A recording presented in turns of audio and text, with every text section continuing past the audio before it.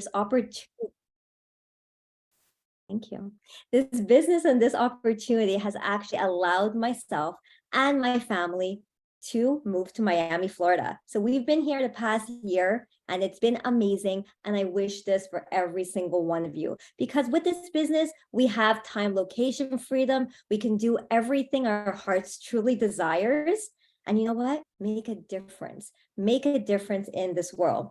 So I've been partnered with Purium for the past 6 years. It's not that long, but it feels like forever because I don't remember my life before Purium.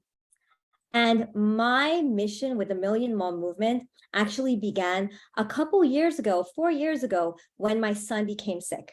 So if you guys remember my kids, they were always on the calls with us, Kiara and Lucho. So my son is 8 years old and my daughter's 13, and he had glyphosate toxicity. And I had no idea. Here I am living my best life, super healthy. Who eats healthier than me? We eat no sugar, no processed foods. And my son develops eczema, IBS, and he was so sick. And I'm like, what am I missing? I brought him to every one of my allopathic doctors. No one understood. They're like, we have no idea what this could be. We did so many blood tests, so many testings. It was missing everywhere. It was until one day we were at a Purium convention in Texas. And this is when they were launching Biomedic and Jeffrey Smith was there. And then I had someone come up to me at random and she's like, have you ever heard about glyphosate toxicity? And I was so upset when she said that because I'm like, what do you mean? This doesn't exist. But then she's like, no, it kind of looks like glyphosate toxicity your son has. And then you had just launched Biomedic in the raw capsule form. So Epigenus didn't exist back then. So I saw it. I looked at the ingredients. They were amazing. So I took it and I started opening and putting Lucho's tofu scramble. Guys, within 3 days, Friday, Saturday, Sunday, Monday, all of his issues were gone. Once that happened, I'm like, I am all in. And this is what had catapulted me in this mission. I'm like, if I didn't know, how many other moms outside in this world that I'm connecting with do not know? How many doctors were telling me it's normal. Every baby goes through this.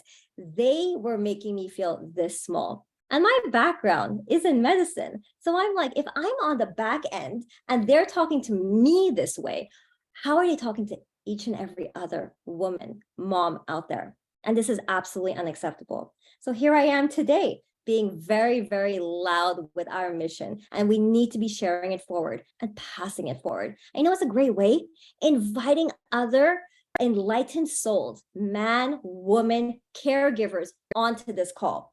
Every Friday we show up. All of us, we show up as a community to tell you guys what's happening in the world and how we can prevent it and solutions. We give you simple solutions. So you don't need to be a caregiver. You don't need to be a practitioner. All you need to do is have a big heart and know how much food can actually regenerate your body. Because Purium is a company of food. We're just food. So simple. And if you can start implementing simple, nutritious, highly nutritious food into your body, look at what's going to happen to your body. It's going to start thriving. It's going to start working with you and not against you. Well, you know what? Let's get back to talking about our pledge. I would love for Michelle to come on and read the pledge to us because this is our national anthem as a Million Mom Movement.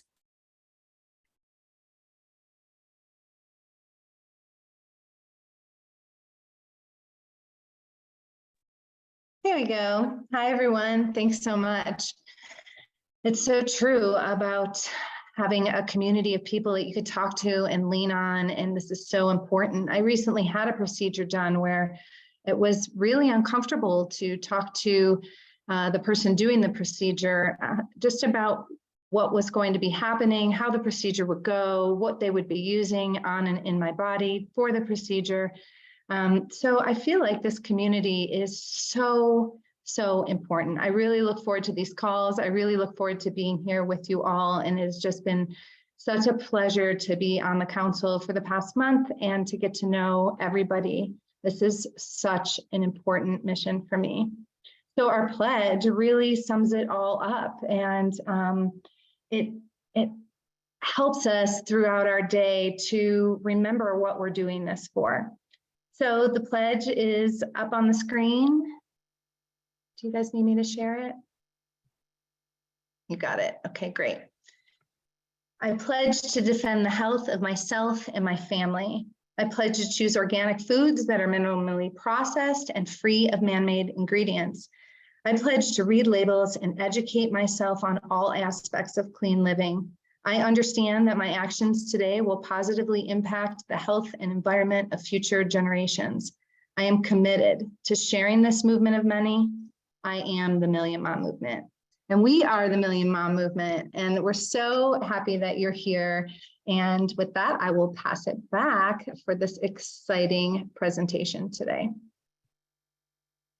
Thank you so much, Michelle. I always get goosebumps whenever I hear the pledge. Do you guys agree with me? Drop me a one if you guys feel this. Every time I hear the pledge, I'm like, yes, this is what we're doing. This is why we're doing this. We're doing this for our kids. We're doing this for our kids' kids, right? Always look at it as so many generations. That's why we're doing this. This is why we're making that switch to organic. This is why we have this level of awareness that we're spreading towards each other. And you know what? There's things that happens in the news each and every single day. As the Million Mom Movement, we like to talk about it. We like to bring these aspects to you and, to raise awareness. So Carmela will be doing just that. Hello and happy Fierce Friday, everyone. Thanks so much, Taz and Michelle. So the In the News piece for today is from the New York Times as of just last month. And I think that it's very relevant because we're shining a light on diabetes as we know it. And this article says that medical care alone won't halt the spread of diabetes. So we're focusing in on this writer saying that over the past 50 years, medical advances have led to more understanding, but better treatments have done little to stem the rise. So 1 in 7 American adults right now has type 2 diabetes, and that's up from 1 to 20 in the 1970s. So clearly, these treatments have not done better. They've actually done much to double, if not triple, right? And society is, this is what the University of San Francisco dean has said. He's a professor at medicine, that our society is perfectly designed to create type 2 diabetes. So there has been, just this early part of the year, a comprehensive national report to Congress on diabetes. This is the first of its kind since 1975.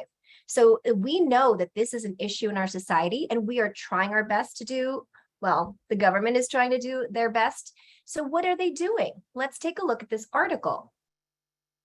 So they frame this as an epidemic on social, economic, and environmental problem. It's a social, economic, environmental problem, and it offers a series of detailed fixes ranging from improving access to healthy food and clean water to rethinking the designs of communities, housing, and transportation and networks. I just feel that it's not happening quickly enough. I don't know about you, but that's what our community is here to illuminate, that there are other solutions that deal with lifestyle education and nutrition that we have in our hands. So if you go, this is a very interesting article because it talks about all these experts saying what's the cause, what's the reasons that this is existing. So it's about the massive federal subsidies that support producing ingredients that go into low cost, energy dense, and ultra processed and sugar loaded foods, the unfettered marketing of junk food to children. And we know this community is all about really teaching how organic is the way and because it's glyphosate ridden and artificial colors ridden and chemical ridden. And we know that what they're saying here, they don't even talk about. It's very interesting, right? If you keep scrolling, you're hoping to see some kind of light here, but I don't. So the recommendations are intended to tackle this so-called issue. But when we move beyond thinking of it as just a biological disease, then we're able to see the conditions in which people are born, grow, work, live, and age, basically lifestyle education. But being born into poverty shouldn't determine whether you have access to food, green space, or educational system that works. And here at the Purium community, we have opportunities. We have many more opportunities that, well, it directly connects to this article because we know we have now different scholarships, different ways that to address the communities. Next week alone for our Lunch and Learn, we have a spotlight on diabetes as it relates to the indigenous tribes in America. So as of 2019, more than 14% of Native Americans and Alaska Native adults had diabetes. So this is 2014. The figure for Black and Hispanic adults was about 12% compared with 7.4%. So it's higher in these groups, Black and Hispanic adults. And it's highest in Native American. So this is why we want to talk about this. And this is also why we have a scholarship based specifically on that group set. So we at Purium are definitely responding to the issue. And if you scroll down below, these are among the proposals of what they're going to be doing as far as Congress goes. So there are subsidies for farmers to grow healthy foods like fruits, vegetables, and nuts in order to make them more affordable. But do they still have glyphosate on them? Paid maternity leave for working mothers so that they can breastfeed, a practice associated with a lower risk of obesity and type 2 diabetes for mother and child. Well, that's something good, right? That's something that needs to be expanded upon. I, for one, was not breastfed, and that's a direct relationship to my gut health issues my whole life. Clear guidance from the government about a strong link between sugar-sweetened beverages. That's going to be interesting. Well, let's watch and see how that pans out, because we know how much money goes into, just even different articles on the diabetes.org. If you look at who's funding that, it's often the dairy companies, right? Who's funding, who says what nutrition should be for the diabetic community. So if these diabetic communities are diagnosed, where do they go? What are their resources? So this is why we want to really invite as many people as possible into our community, because we know that what they're saying here, what they're going to do about what they're doing for the future issues, we know we could do better. Here we go. Check this out. Improve nutrition labels that specify the amounts of sugar in drinks and teaspoons, and a measure that consumers can easily grasp rather than grams. For instance, a 16-ounce Starbucks Frappuccino contains 11 teaspoons of sugar. 16-ounce bottles of Snapple, has 9. I mean, that's just disgusting, guys. And this is what somebody just drinks for lunch in the middle of the day, right? And this is more than anyone should be consuming for the entire day. So even the American Diabetes Association prefers more public education about the risks of sugary drinks to taxes or punitive measures. Well, again, I get a little bit upset because we do know that it's going to take a long time for these proposals, even in Congress, to be put in place, and how many people are really suffering out there. So I'm going to share the link in the comments below. And I also have a subscription. It's a minimal time subscription for myself for the New York Times. So it will end and then you won't be able to see it. So please do take a look at the article immediately. And then and I have access with the username and password.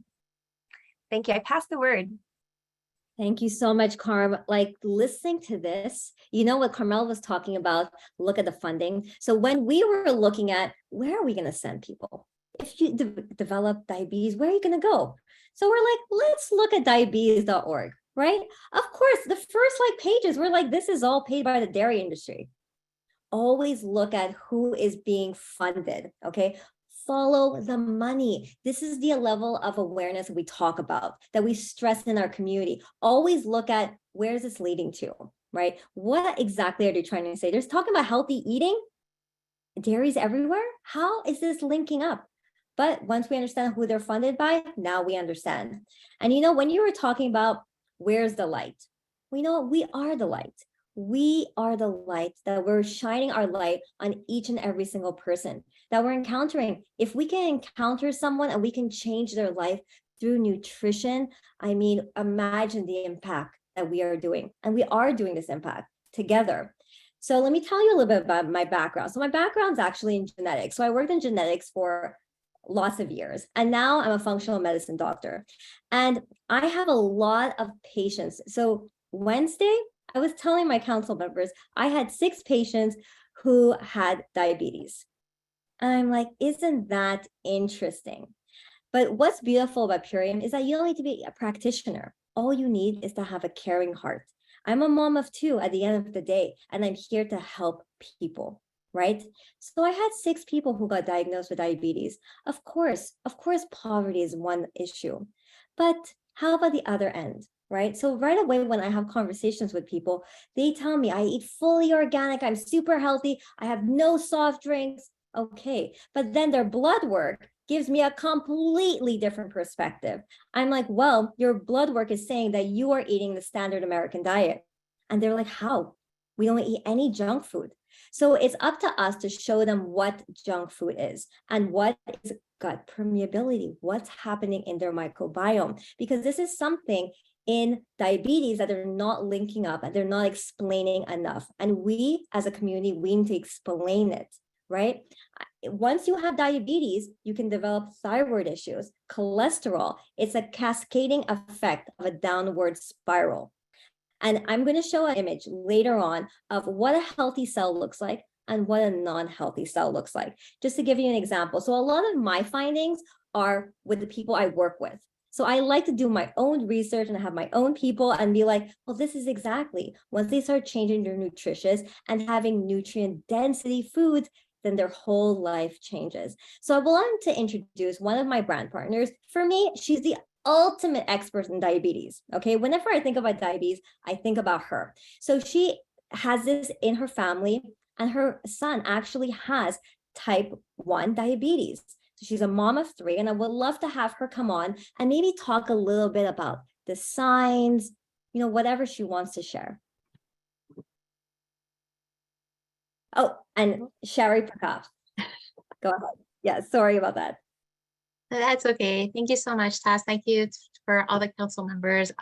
These types of calls are so informative. They're so important to raise awareness, especially when we're talking about diabetes. That's close to my heart because my oldest son was diagnosed with it 4 years ago with type 1.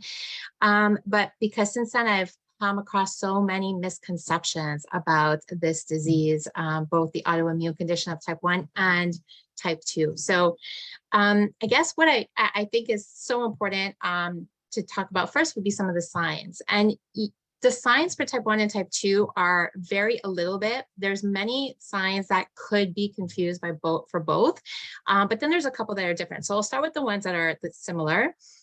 So there would be an increase in thirst, frequent urination, extreme hunger, weight loss and exhaustion, and then behavior changes. That was a big one for my son: irritability or depression or anxiety, especially if there wasn't any of that before, right? If it's all of a sudden a switch. Also a fruity smelling breath. That was one that I noticed with my son as well. So those are some of the signs that are for both, that could be for both type 1 and type 2. For type 2, the ones that vary a little bit is there's often blurry vision. So you might see a change in your vision before a diagnosis. Also darkened areas of the skin, especially around the neck and the armpits and the groin area. And then there's frequent infections that are more present before a type 2 diagnosis versus a type 1. And the one that I really want to highlight here that I was not made aware of even before my son's diagnosis, because I am a holistic nutrition and health coach as well. And I never learned this in school, is gut damage. So an unhealthy gut is the most important symptom or sign, or actually root cause of both type 1 and type 2. And I feel that's so underspoken about, right? Gut issues. And I know, Sherry, you know so much about this, and you're always so present and talking about gut issues and diabetes. And in the community, they don't understand this. No, unfortunately, they don't. That's quickly become a really important part of my mission for what I do, because there is this misconception. So type 2, generally what we what we've come to understand, I think generally as a society, is that it has to do with your nutrition, right? You're eating foods that are too high in sugar, too high in processed foods, too high in processed ingredients, I should say, and they're causing, just too much glucose to be circulating around your body, and your pancreas just can't keep up. So it can't make enough insulin in order to balance this out, right? Whereas type 1, so we've come to understand that type 2 has to do with your nutrition, your lifestyle. Whereas of type 1, it seems to be that people have understood the opposite. I know that when my son was diagnosed, one of the very first things that the specialist told us in the hospital was that this had nothing to do with his nutrition, because this wasn't type 2, it was type 1. And so he said, you don't need to worry about changing his diet at all. Keep giving him whatever it is that you're giving him. You're just going to learn how to dose insulin for it. And I remember you telling me this, and I'm like, how can they say that? How can they not make a correlation of how you're eating is related to your diabetes, especially type 1? Well, that's it, exactly. And so what I'm encountering now, because I've since become a member of many diabetes groups online and social media, as a mom, I've entered these groups as a mom, not as a professional, because, first and foremost, I'm a mom, right? And I'm a mom with now a son who has type 1 diabetes, and I wanted to do everything that I could to help him. I really didn't like the idea of a disease limiting him. He is, he has, like all kids, he has big dreams, and he's an athlete, and he wants to be an NHL hockey player one day, and he definitely has the skill to make that happen. And so I definitely didn't want to see something like a diagnosis like this stop that from happening for him. And so in these groups, being a member of these groups and trying to learn all that I can and connect with other parents who are dealing with the same thing, I've come to see that people don't believe that nutrition makes any bit of difference with type 1 diabetes. And they don't link it back to the gut. And they believe it's sort of it's bad genes. Like, my child has this because of bad genes. And, we just give them whatever we're not going to restrict them. We're going to let them eat whatever they want, and we're just going to dose them in insulin for it. Do you know how many times I've seen parents give their kids cotton candy, which is dyes and sugar, and they have type 1 diabetes or type 2, and they're like, it's okay. The doctor said it's fine. It's okay. How do we not link the connection? It never seemed to make a lot of sense to me, even before I understood the connection to the gut. It just didn't make sense to me that nutrition wouldn't play a role here, or that my son's condition couldn't stand to improve, right? We're not talking about healing it. We're talking about improving it, because type 1 diabetes is not something that we can heal at this point. But how could it not improve if we went to the source and, create and created that health within the gut, right? Which is, I mean, it's the epicenter of our health. 70% of our immune system is there. So, I mean, this is what I'm trying to create awareness about, but it's hard.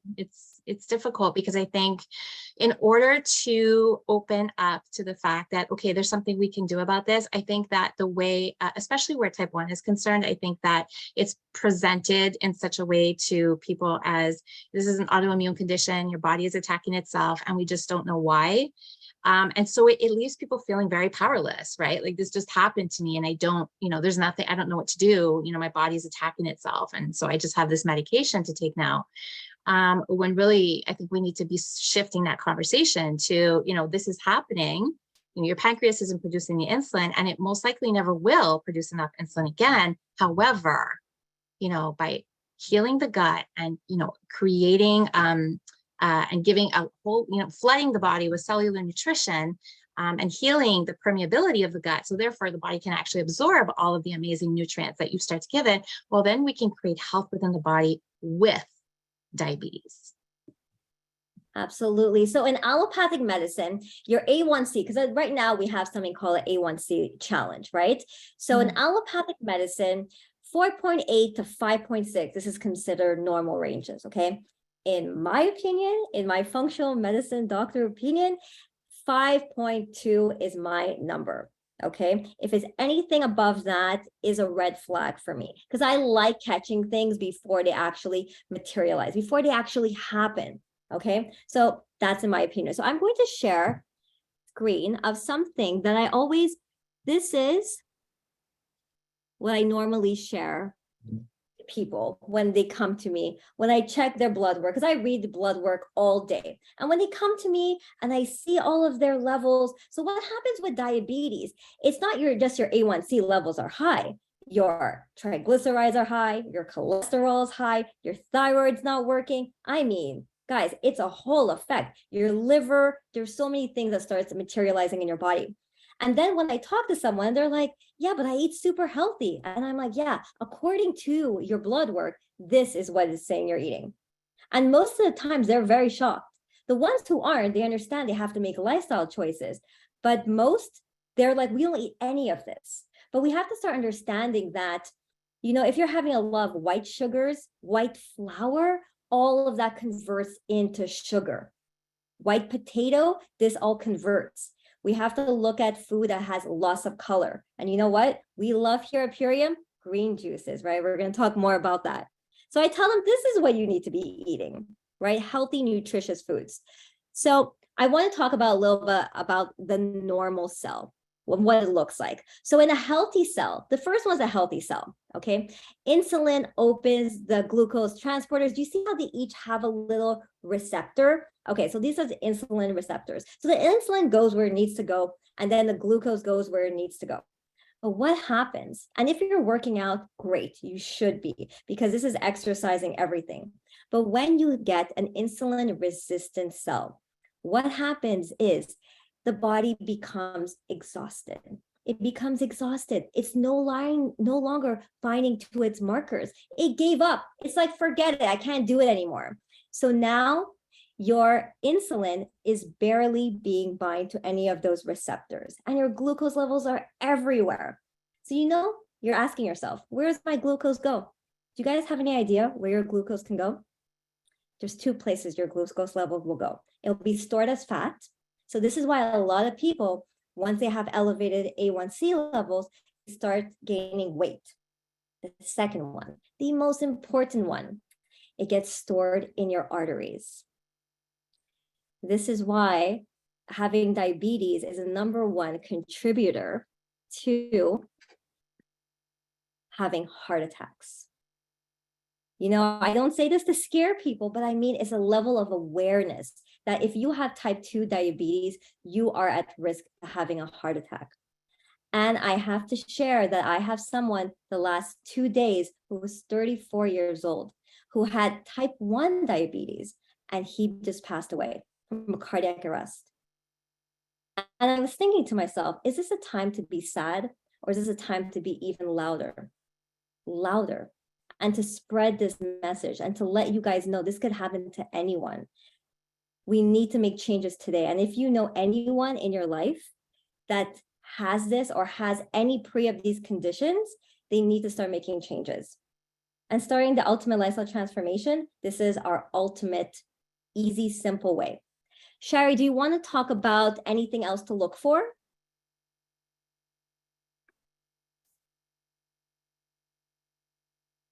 Are you still there? Oh, I have to unmute you. There you go. Well, I could talk about specifically what we saw in my son before his diagnosis, because one or two of the things that we saw in him that I've since been able to link back weren't in, the list that, you typically see of symptoms. So one of those was that as an infant, he had acid reflux, and he was diagnosed with that really early on. He was maybe 2 months old. And so usually the general treatments for acid reflux, right, especially in a baby, at any age is medication, but in a baby, it was these liquid medication drops that I had to give him. And then once he turned, I believe it was like between 4 and 5 months, because it was earlier than what you would normally think of baby cereals, at what age you would start them. The doctor had told me between the ages of 4 and 5 months to start adding infant cereal to his milk, so that it would make the milk heavier and it would weigh it down. So when you would drink it, there would be less of a chance of him bringing it up. Now, this sent off all kinds of like mommy intuition, questioning, doubting. But it was a first time mom to an infant, and to a newborn. And I didn't listen to that gut feeling. And I went ahead and I did what the doctor said, because he was uncomfortable and he was throwing up at every meal. And I just wanted him to be okay. And so I gave him the cereal, only later to find out that giving infant cereal to a baby earlier than suggested is definitely is linked to a type 1 diabetes in later childhood. So I did not know that at the time. What else did he have? He had high anxiety. So I'd mentioned that in the behavioral, changes in behavior. My son was always anxious from an extremely young age. And we saw that only increased up to his diagnosis. So there was a lot of anxiety, lack of sleep. He never slept well. His sleep was always broken sleep. Low endurance, that started to happen. The low endurance and low energy, we really started to see about a month before his diagnosis. So as I mentioned before, he's a hockey player, and it's like some of his happiest time is on the ice. He excels there. And all of a sudden, the month leading up to it, he barely had enough energy to cross the ice once. So that we started to notice endurance and energy issues as well. Anything with his eye health? Interestingly, yes, actually. So he had gone for an eye exam just before diagnosis, and they had said that everything looked good. We took him again a year after being diagnosed. And all of a sudden they were asking him if he was having, issues with his sight, because according to his tests, they had gone down. His test results had gone down, and they said that he was borderline needing glasses. And I thought that, wow, that's a big change in, about a year and a half. But because they said it wasn't necessary, I said we would hold off until it was necessary. And he just had an eye exam last year, and no glasses are needed. They're amazed. And I like how you were talking about melatonin levels and sleep. So melatonin levels and diabetes are very much correlated as well. And not just any sleep. I'm talking about REM cycle sleep, because this sleep is when your cells are repairing itself. And if you are not getting adequate REM sleep, you're going to be at risk. You're going to be at risk for diabetes. So it's so important for each and every one of us to have adequate REM sleep. So is there anything that you start introducing into your son's life that you found made a drastic difference? Because I know he's an amazing athlete today. He really is. I just wanted to touch on that REM sleep really quickly. So yeah, it's so important that we get that REM sleep, right? Because diabetes is a risk factor otherwise. But then for people who already do have type 1 or type 2 diabetes, it's even more important that they get that they hit that REM cycle of sleep, right? Because their bodies have even more repair work to do, and their bodies are under more stress, right? They're trying to manage these glucose levels, and they have, synthetic forms of medication going through their system. So they need that time even more. So I was always worried about my son's lack of sleep before his diagnosis, but I was even more worried about it afterwards. And so for that specifically, what we have found that has made all the difference, it's pretty amazing, is the apothecary. So as simple as adding this apothecary, we started to see a difference within 2 weeks in his sleep. He started to sleep through the night. And I couldn't even count on one hand the amount of times he had done that from the time he was born. It's upwards of, he was 11 years old at the time when we started apothecary. So apothecary definitely helped with his sleep. It was the first difference that he felt himself, where he was like, I'm feeling better. I feel well rested. I have energy again. It's important to say too, that apothecary alone, while it has this amazing, natural occurring melatonin, and it helps balance out your body's production of melatonin by itself, if your gut can't absorb it, well, it's not going to be able to do the potential, right, of what it can do for you. So we had to pair this with the gut health, right? We had to start focusing on repairing his gut. And so we do that one of two ways, either with a capsule of Biomedic or with a shake, an Epigenius shake. So we switch that up from day to day. Sometimes he'll have an Epigenius kid shake because it has the dose of Biomedic in it. And sometimes he'll just have, I open up the capsule of Biomedic and put in whatever he's eating or drinking, and he'll have it that way. Some other things that have helped, super amino. So when Jordan was first diagnosed, he had lost a lot of muscle mass, right? Because the glucose was starting to eat away at his muscle. And so for a while after, that became a goal. You know, the doctors had told us, you know, make sure he puts on weight. And the way the nutritionist at the hospital told us to go about that, in my mind, didn't make a whole lot of sense. It wasn't very healthy. You know, kind of let him eat whatever he wants, give him a whole bunch of snacks, sort of thing. But I knew the importance of building strong, healthy muscle, especially because he's an athlete. And so super aminos was the way that we went about doing that to help build back that strong muscle. What else was there? Daily fiber blend. We use a whole lot of daily fiber blend. Fiber is extremely important for diabetes because it helps slow down the breakdown of sugars in the body, right? So that'll help reduce the amount of spikes, which will help balance out glucose levels overall.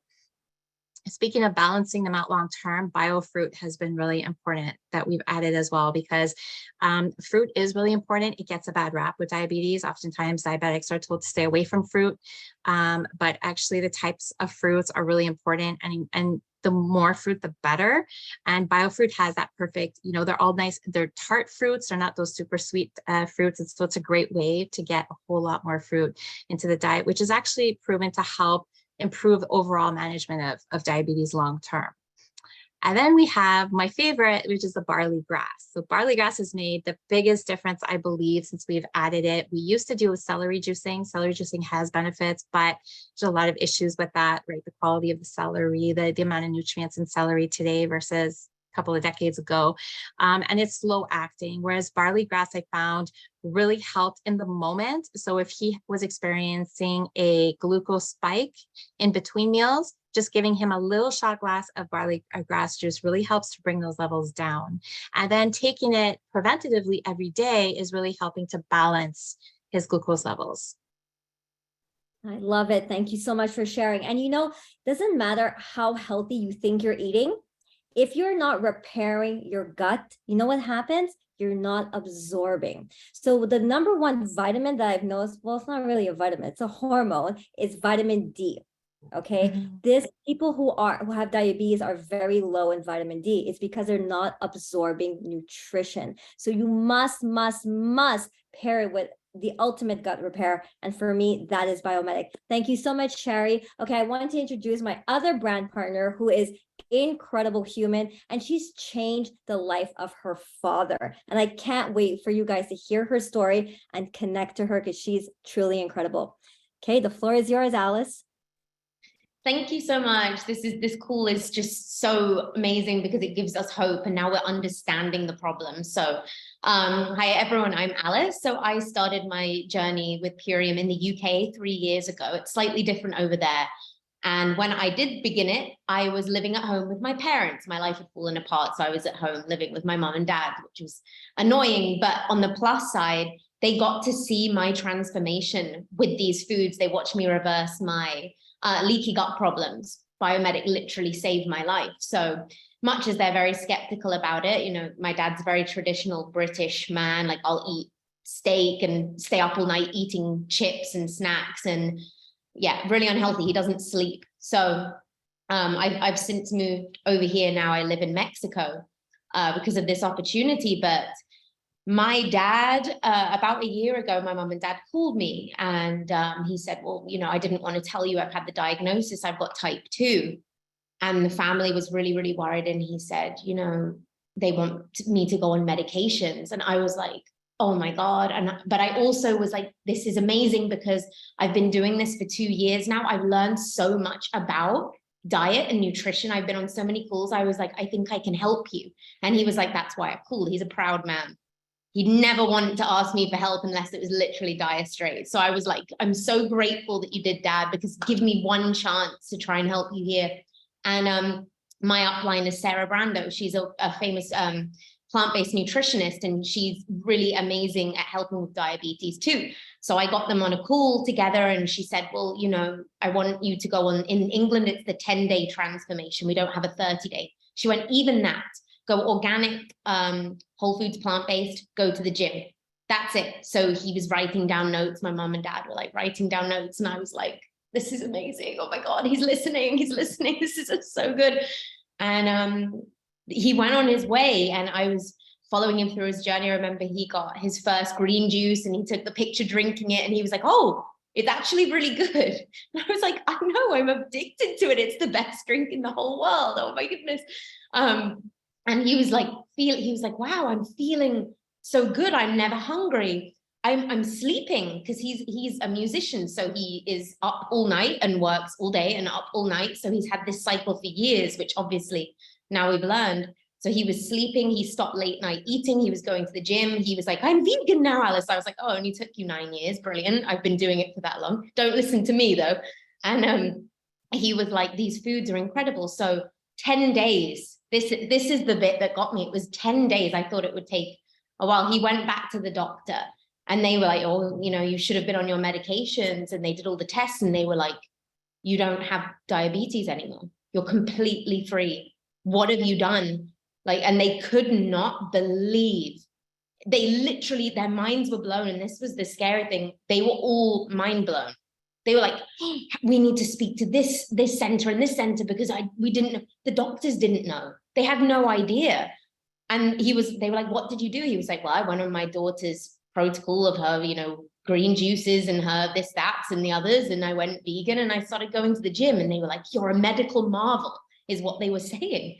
But this was a year ago. So this was a huge celebration for my family, of course, because I get more time with my dad. He's the healthiest he's ever been.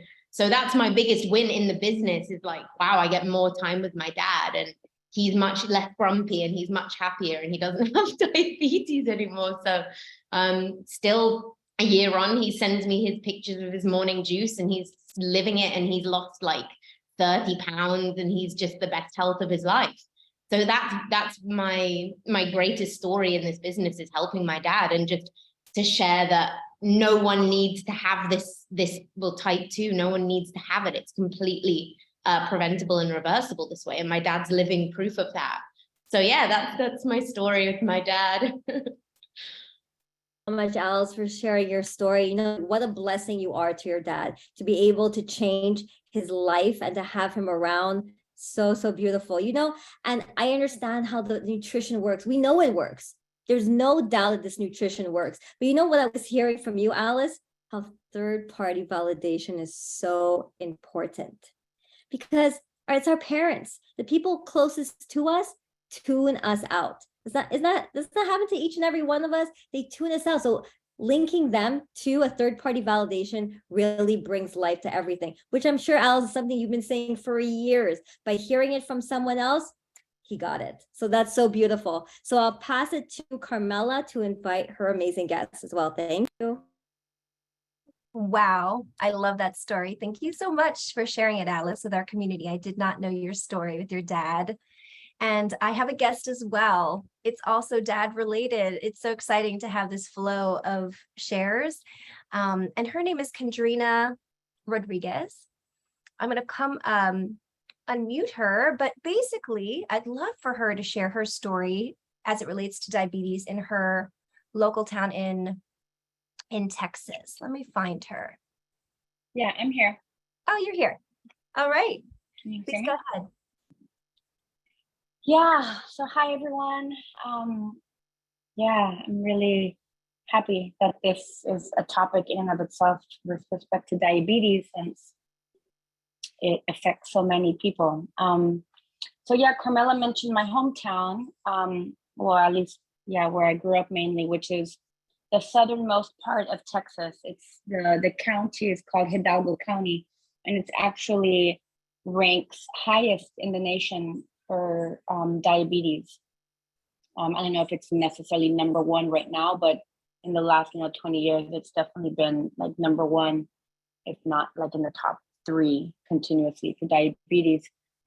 Dave Sandoval even came down to my hometown to do a talk with my father because of the importance of, because of the need in that area.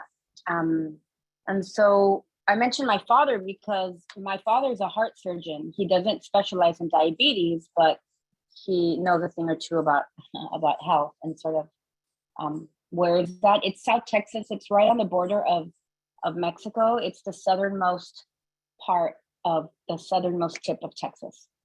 It's called McAllen is the city, but the county is Hidalgo. So, you know, I do have, and I'll just make the disclaimer that we don't treat any diseases here. I think that's the proper disclaimer. But what I have seen firsthand is, well, I'll just share the story. So I've seen many very close friends and family members. One in particular is, she's like she was my nanny growing up, and she still lived at home with my dad. My mom died when we were very young. So this woman stayed to take care of the house and cook and clean, take care of my father. He never remarried. So anyhow, so she developed diabetes where she needed insulin, and she was injecting insulin daily for about 10 years. And my father had his own experience with these incredible protocols that we are so passionate about at Curium. And his own health disease completely went away. He had, as a heart surgeon, he had health disease. I know we're not talking about health disease right now on this call, but the reason I mentioned that is because he had his own incredible transformation where he was almost like, whoa, it was like a huge moment of, wow, like everything that he learned in all his years of training, and, you know, he went to like, he trained at like the Cleveland Clinic and the Mayo Clinic, like in these like top institutions, and everything he'd been taught to believe was just completely like flipped on its head with his first 10-day transformation, because he was just like, he himself saw his own body and what it did in 10 days. And he was just like, oh my God. But he, even though he saw what it did to him and his heart, he didn't believe that it was going to do what it did for our nanny with respect to her diabetes. And I had been trying to help her for years. You know, let me help you. I can help you. Like I've been a health coach way before I discovered Curium. But it was always difficult for her because she would try to make the lifestyle changes, but then as soon as I'd leave town and I wasn't there to hold her hand, she would go right back to her habits. And so, anyhow, long story short, she was able to do it, and literally in 10 days, she no longer needed insulin. Like literally, like she no longer needed insulin, and she no longer needed her diabetes meds. And that's when my father's jaw dropped to the ground.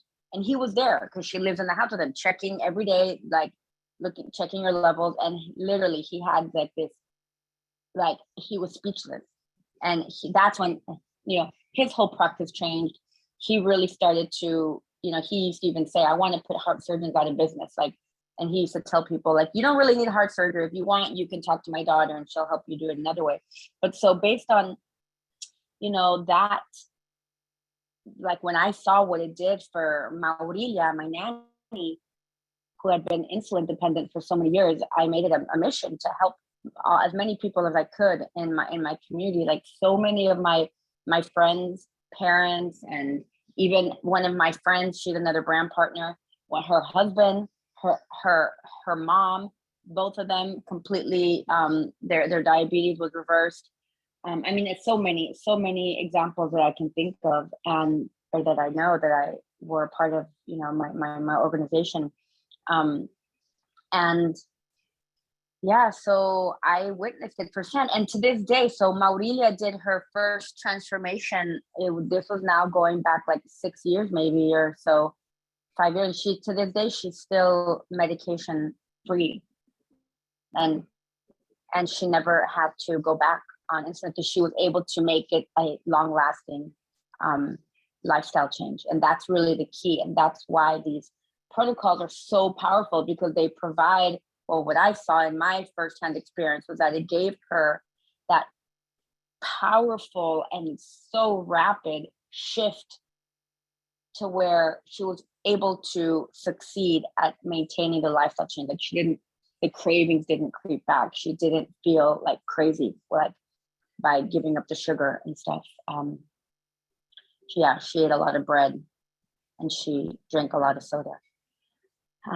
So yeah, I mean, those are some of my examples. I don't know if there's something in particular. I was trying to be careful about what to say because I know, again, like the disclaimer, even though I know this isn't a call that's necessarily going to be sent out to the general public, but still, I just want to be mindful.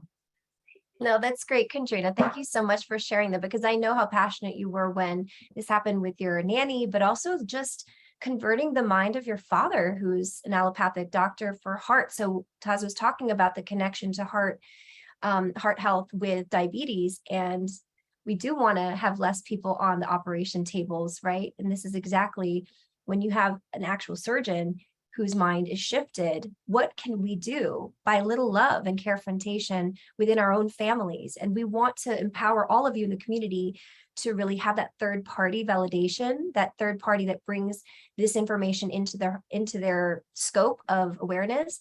And you see, I think it was the experience of the nanny that really opened up the mind of the father. And so this is where, you know, we work as a community. It takes a village to do serious converting of perception. So thank you for being that incredible model. I know you're green diamond with the company, and you're still very committed to empowering more people to reverse their conditions based on your experience with your own clients. So thank you, Kendrina, so much for coming on. Is there Yeah, thank you. I'm sorry, what were we gonna say? Is there anything else you'd like to share? No, I just wanted to share that, I guess, when you mentioned how it took her example to shift my father's perspective, and it really speaks to how there isn't so much that's out there with diabetes, and my humble and personal opinion, it's because there's so much money to be made. There is so much money being made by the system with diabetes. I mean, just insulin alone and what that's bringing to the pharmaceuticals. But so, like, my father had seen Forks Over Knives already, that documentary. He'd seen it years before. So he had this idea that it was possible. So, like, heart disease, reversing heart disease. You kind of hear about that. And so when his heart disease reversed, he was like, whoa, but okay. But he did not believe that it was going to do anything for diabetes. And I was like, just watch, Dad, just watch. Because it's so ingrained that once you have diabetes, that's it, you got it for life. And that is so not true. But again, yeah, this is my personal, this is just my Kendrina Rodriguez's opinion, not representing Purium here, but just to say that, yeah, there's just so much money that's being made. And it breaks my heart. Unfortunately, that exists. And that's why we are all so important, and what each and every one of us does really, really matters. So I just want to say thank you to the Million Mom Movement for putting so much time and energy and effort into creating these calls, and thanks to everybody who's on here, because in our own way, we're all really making a difference. So yeah, big love to all your hearts. Oh, thank you so much, Kendrina, for coming on to the community today. I'm sure it touched many. I do have one other guest, and I'd like to extract him from the community here. His name is Pej. Pej, can you raise your hand or unmute yourself if possible? I don't see him in the chat. I don't see Pej. Yeah, P-E-J. Could he be listed under iPhone? Because we have an iPhone. If you're there, Pej, just raise your hand. If not, we'll move on and we can close out the call unless you'd like to share anything else, Taz.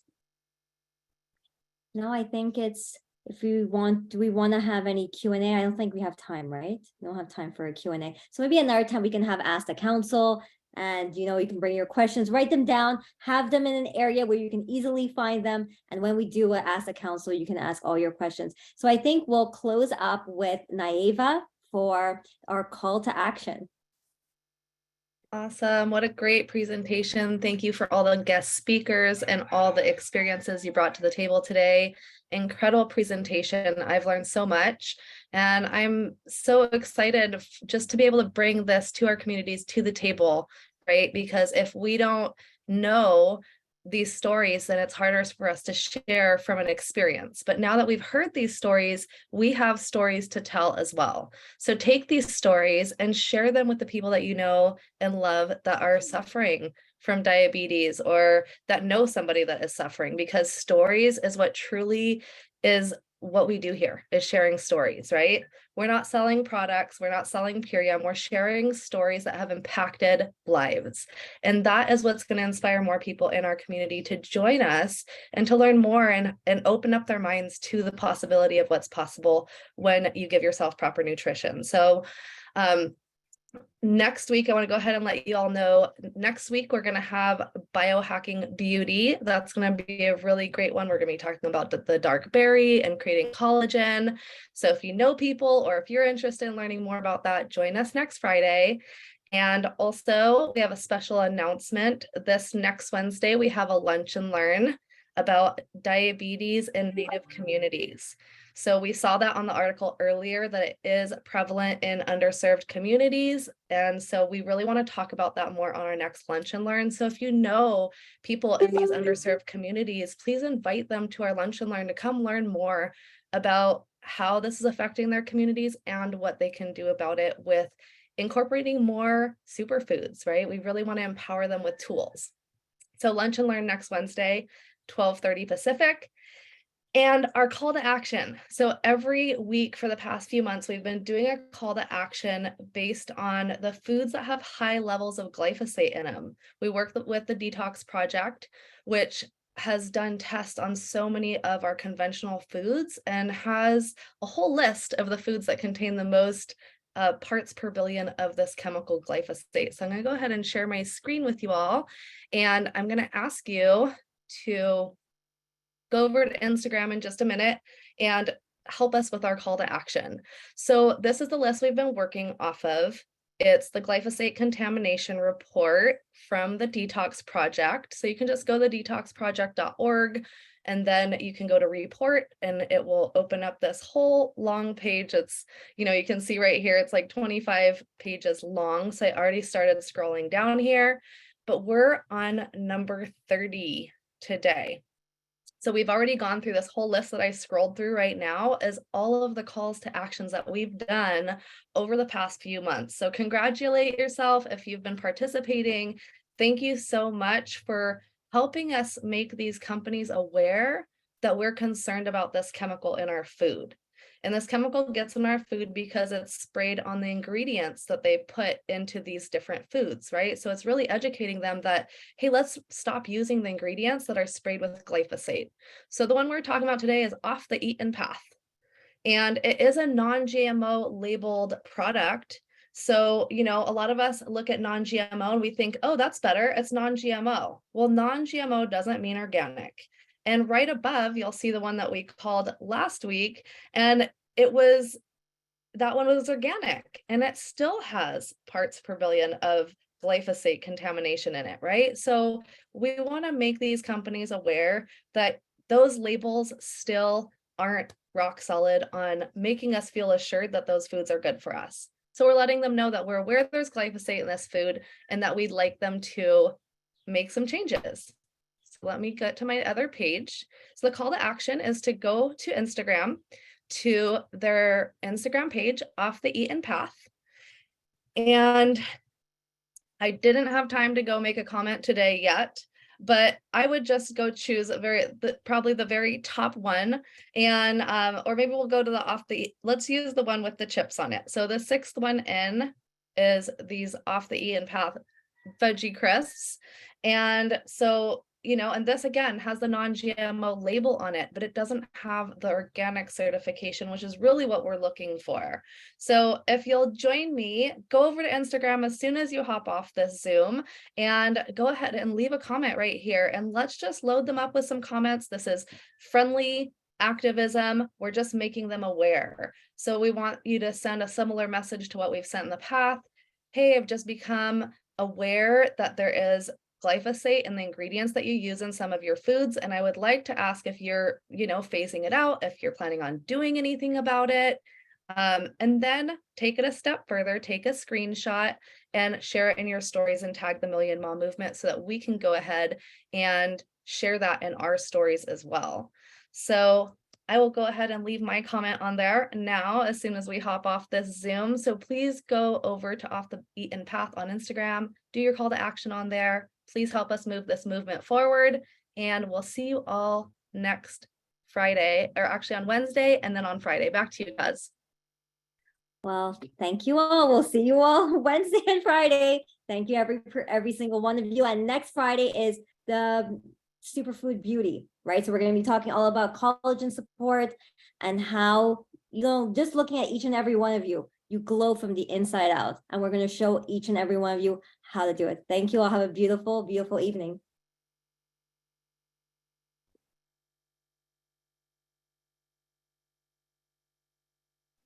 Have a great weekend.